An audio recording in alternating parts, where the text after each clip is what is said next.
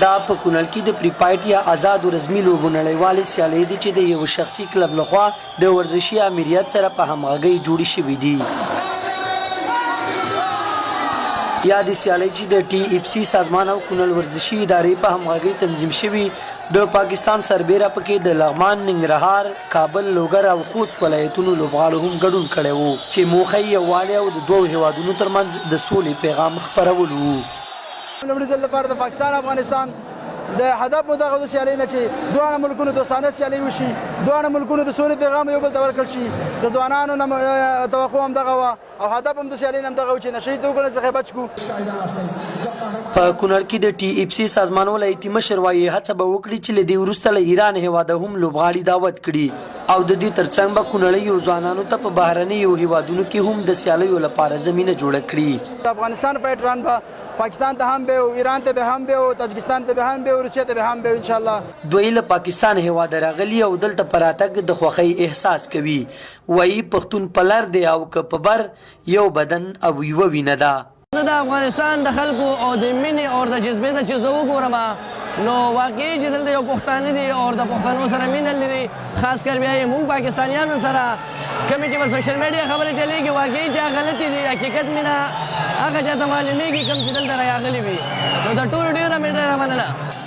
نوموړی زیاتوي که بیا افغانستان کې د سیالیو لپاره د ګډون بلنه ورکړل شي نو په راتګ کې به یې هیڅ دریغ ونه کړي. په قفس کې د سختو حریفانو ماتونکي لوبغاړي وایي خوښ دي چې بریا یې خپله کړې او هڅه کوي هر ځای د خپل هیواد نوم روښانه کړي.